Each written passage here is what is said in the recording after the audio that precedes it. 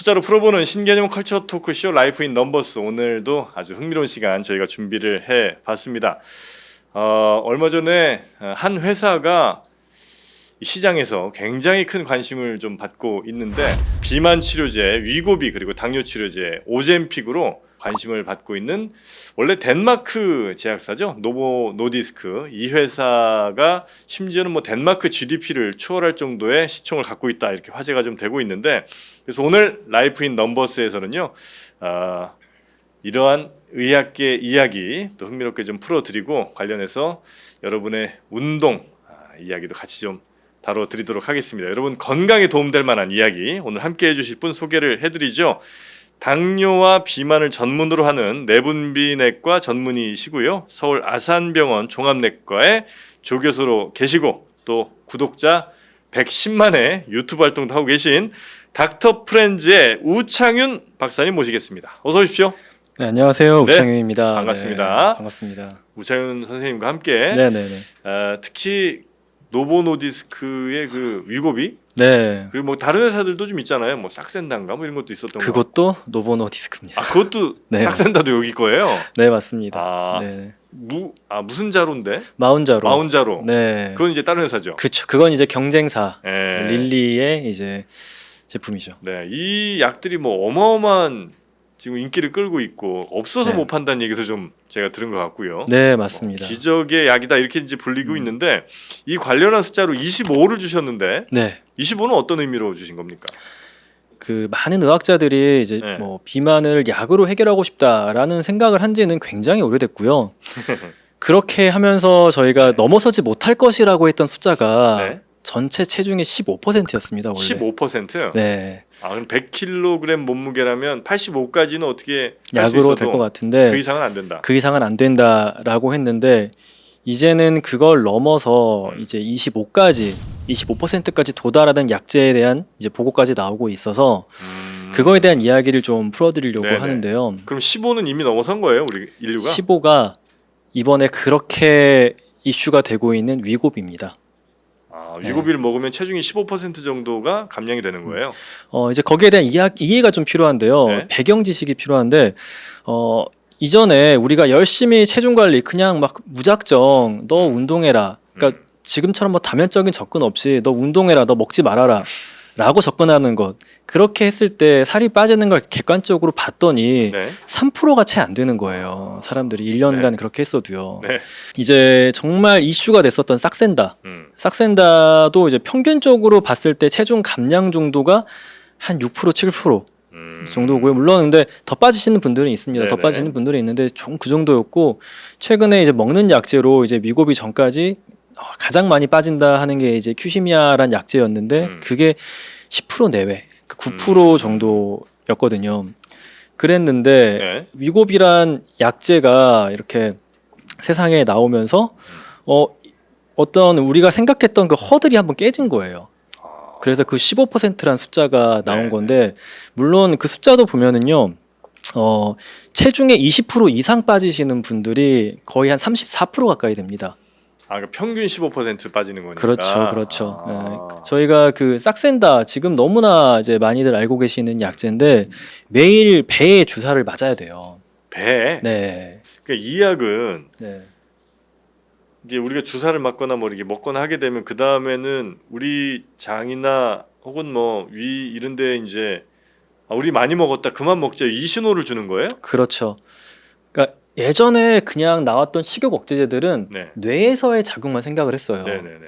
그런데 이거를 조절하다 보니까 다른 어떤 그 정신과적인 부작용들, 다 향정직성 의약품이었고, 조금 이제 뭐 우울증이 있거나 불안증이 있거나 하신 분들은 좀 못 먹는 경우들이 많았는데, 네.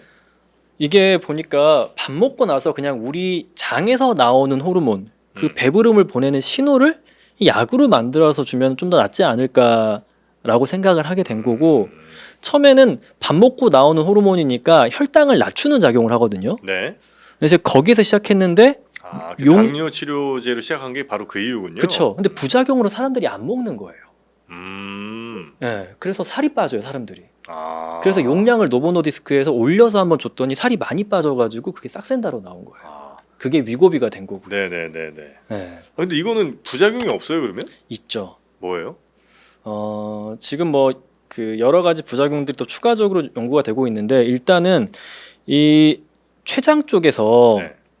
이제 뭐 췌장염이라든지 이런 어떤 췌장암의 위험을 좀 올릴 수 있지 않냐라는 의혹이 있고요. 실제 연구군에서도 췌장염은 조금 통계적으로는 유의하지 않더라도 좀 증가하는 경향이 있다. 빈도는 좀 증가하고 있고요. 네. 그리고 이게 너무 급격하게 이제 체중이 빠지다 보면은 네.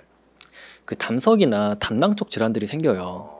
그래서 이런 담낭 쪽 질환들이 이제 좀 증가하는 것도 있고 대부분의 환자 한 80% 정도가 공통적으로 호소하는 거는 이 구역감이에요.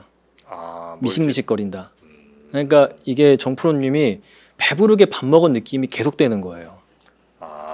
네, 그리고 실제로 이게 어떤 장의 움직임을 떨어뜨려요. 그럼 이제 이거를 먹어요. 네. 한 6개월 먹으면 이제 살이 빠질 거 아닙니까? 네. 끊어요. 그러면 살이 다시 쪄요? 아니면 뭐 말씀 들어보니까 다시 찔 것 같은데. 그렇죠. 다시 쪄요? 이게 V자 반등을 해요. 저도 이제 운동이 굉장히 좀 부족한 상황이고요. 그러다 네네. 보니까 이렇게 아주 딱 보기에 뚱뚱해 보이진 않으실 텐데, 좋아 보이시는. 예, 배만 네. 이렇게 볼록 나왔습니다. 그거 가장 안 좋은. 가장 안 좋은 거죠. 예, 그렇죠. 이거 그렇죠. 어떻게 해야 돼요? 일단 저는 네. 남성분들이라면은 네. 첫 번째는 남성 호르몬을 지킬 수 있는 생활을 하셔야 돼요. 어떤 거죠? 일단은 좀 해로운 도파민들을 최대한 줄이는 노력을 해야 돼요. 해로운 도파민. 그게 이제 우리가 흔히 보는 이제 쇼츠나 네. 뭐 릴스 그리고 이제 단당류나 기름기 많은 초가공 식품 이거를 좀 최대한 줄이시고 네.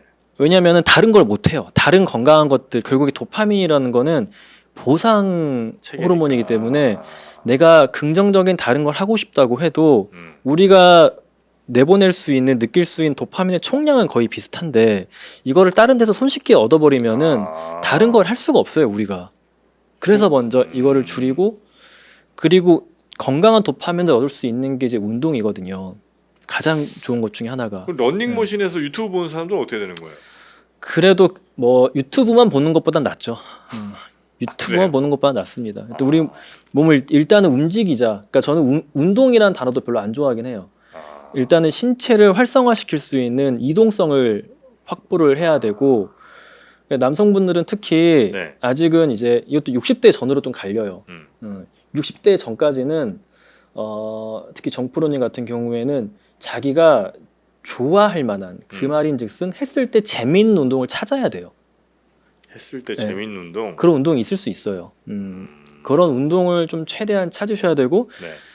그 운동을 좀 우리가 봐야 돼요. 이제 이 내가 하는 운동이 운동도 4개의 축이 있어요. 네.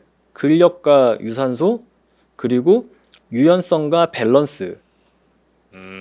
이 4개의 축에서 내가 좋아하는 운동이 어디에 치중되어 있냐를 좀 봐야 돼요. 왜냐면은 이제 40대 이후부터는 부상이 확 늘어납니다. 그래서 네네. 이거를 근력과 유산소만 하면은 다쳐요 사람이. 그러면 이게 또 우리를 지킬 수가 없어서 네. 이 부족한 2개 유연성과 밸런스를 채워줄 수 있는 어떤 스트레칭이나 이런 것들을 넣어야 되거든요. 네네. 네, 그렇게 일단은 도파민을 내보낼 수 있는 그런 운동을 하시고 60대 이후부터는 우리 몸이 좀 달라져요. 그때부터는 이제 근육이 가장 중요해져요. 왜냐면 가만히 있어도 근육이 빠지는 그 동화 저항 상태가 되거든요.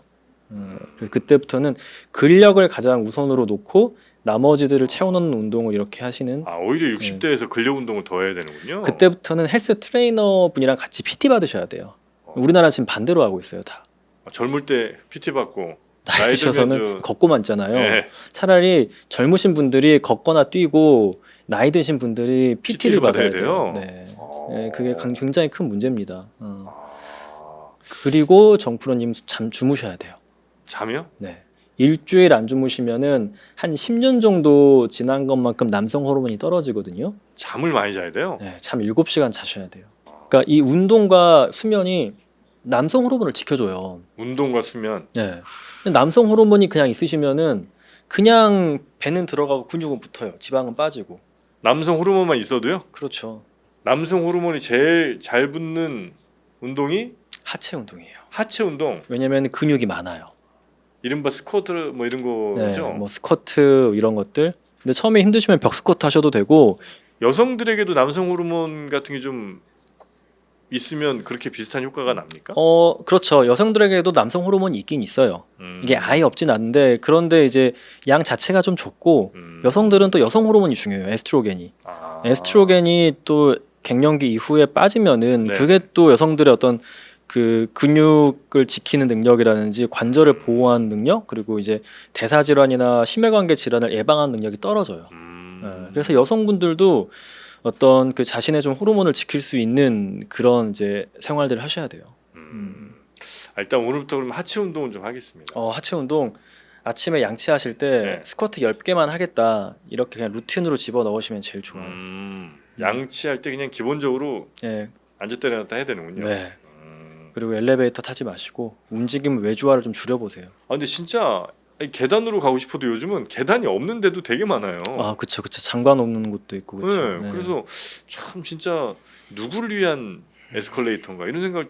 전 예전에 걷는 거 이런 걸 되게 좋아했거든요. 네네. 근데 어느 순간부터 걸을 곳이 뭐 차도 생기긴 했습니다만 마땅치가 않아요. 네네네. 예.